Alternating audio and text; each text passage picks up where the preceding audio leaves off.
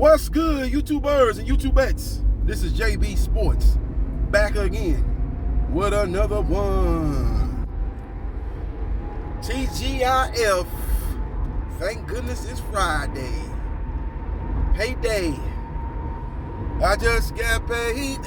It's Friday night. I just got paid. It feel all so right. Did it on, get it on. Yeah. Let's talk about the face of boxing. Sitting atop a many pound for pound list. Saul Canelo Alvarez. You know, he did an interview a couple of days ago on Last Stand podcast, hosted by Brian Custer, who also is the host of the Showtime Boxing.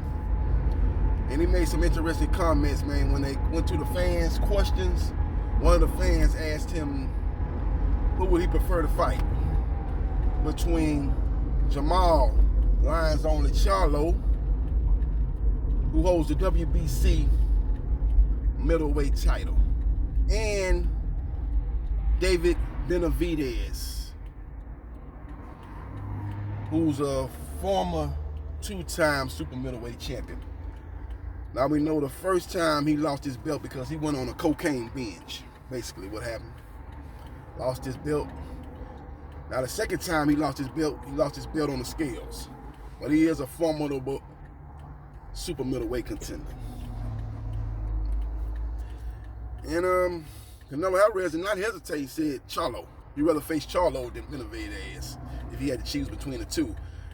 Now, Canelo has been saying this for a minute now, that he don't really want to fight any Mexican fighters. Now, one of the questions were asked to Canelo that, would you fight Benavidez? Because he's not just a Mexican fighter, he's a Mexican-American fighter. And he kind of paused and kind of, went around the block and answered that question in a roundabout way. And he was like, basically, sure, why not? But he don't seem enthused on fighting David Benavidez. He don't seem keen on fighting David Benavidez. And I think he's sticking to his guns and not wanting to fight a Mexican fighter, period.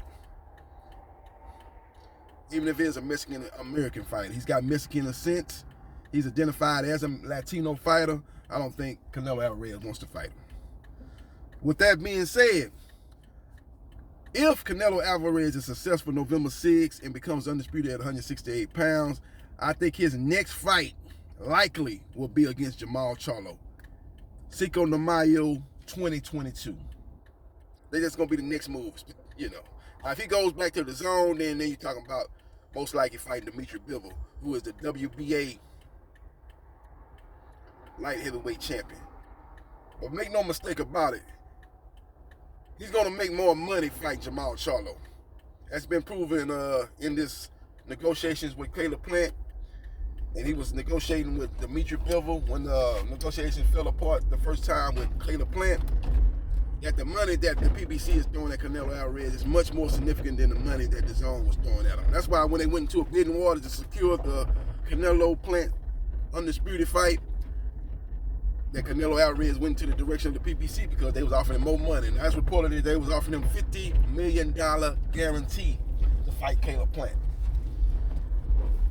I don't know what the money was for him to fight on the zone with Caleb Plant, but obviously it was not $50 million, and that's the reason why Canelo, started negotiating and basically trying to secure that fight with Plant on the PBC. Now the fight fell apart, and then he quickly went to negotiations with Dimitri Bivol, but that kind of went against what Canelo Alvarez was saying after the Billy Joe Saunders fight, before and after the Billy Joe Saunders fight, that he wanted undisputed. And he wouldn't be able to do that if he moved up to fight Dimitri Bivol at a catchweight. So he went on into the second round negotiations with Caleb Plant, and they secured that fight for November the 6th. He seems to be happy with his working relationship with Al Heyman. He said on Boxing Scene that he likes everything that's the PBC is doing over there as far as putting together this fight, promoting this fight, making him and his team feel comfortable, doing the preparation for this fight. And I think he's and more likelihood is going to stay with the PBC in his next fight. Now, they was offering a 3-fight deal, before they secured the fight with Plant. You know, PBC wanted to secure him in a 3-fight deal, a multi-fight deal where he would fight Plant, Benavidez, and Charlo.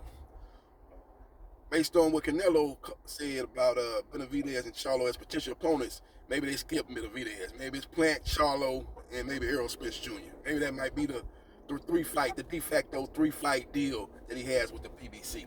So we will see what happens, and we will see what transpires, but you hear it here first. If the fight gets done sometime at the end of 2021 or sometime in the first quarter of 2022, you heard it here first. Canelo Alvarez next fight, in my opinion, will be against Jermall Charlo, Cinco de Mayo 2022. I think they're ready to take on Charlo. Charlo looked real vulnerable in this last fight against Montiel. Took a lot of shots to the body. Got hurt multiple times in that fight.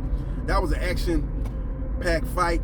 Low-key, that was a fight of the year candidate. And not a lot of people talking about that fight as far as a fight of the year, but that was a great fight. Now, as we stand right here today, this obviously the fight of the year is Tyson Fury and Deontay Wilder. That's the leader in the clubhouse. But before that fight, man, you could have made a strong argument that Jermall Charlo Montiel was fight of the year. Even though Charlo won the fight comfortably, man, it was just an action-packed fight.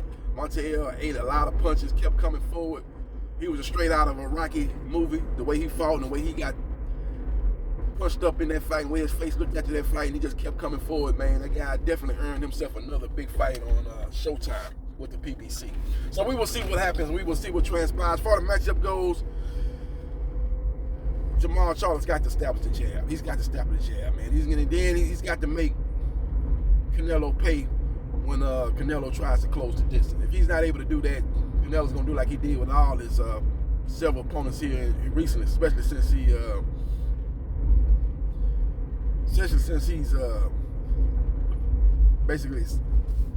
basically enhanced his craft under the tutelage of Eddie Reynoso, man. This guy's dishing out a lot of punishment to these opponents. Champions too, man, making these guys wave the white flag.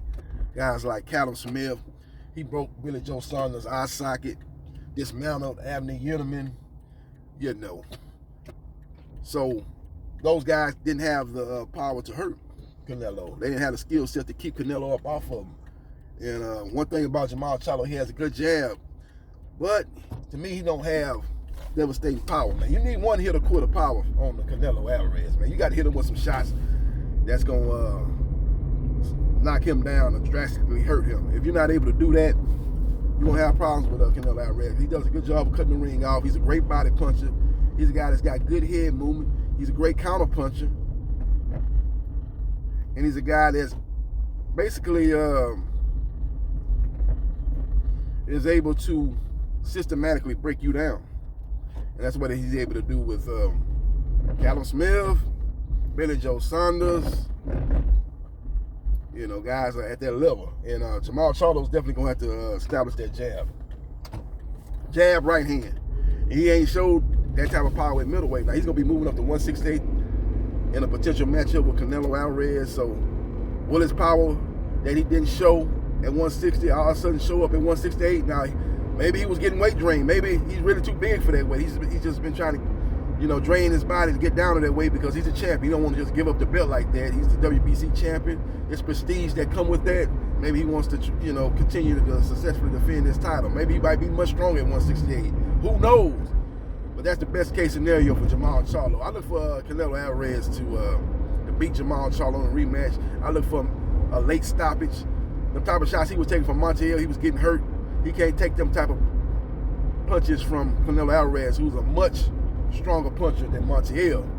I think Montiel was landing a lot of shots. He sold the blueprint, and Canelo saw that, and I think Canelo see Jermall Charlo as food.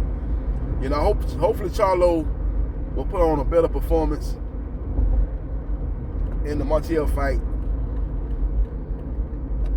You know, hopefully he'll put on the same performance he put on in the Derevchenko fight. He fought a great fight against Derevchenko, but he took a lot of shots in that fight. So I think Canelo Alvarez is seeing this, man, and I think he looks at Jermall Charlo as food, and I think he thinks he can systematically break down Jermall Charlo. And I see that's exactly like how Canelo see that, him systematically breaking down Jermall Charlo. Let me know your thoughts about a potential matchup with Canelo Alvarez versus Jermall Charlo Cinco de Mayo of 2022. Let me know your thoughts and subscribe to JB Sports, the man, the myth, the legend, and I'll holler.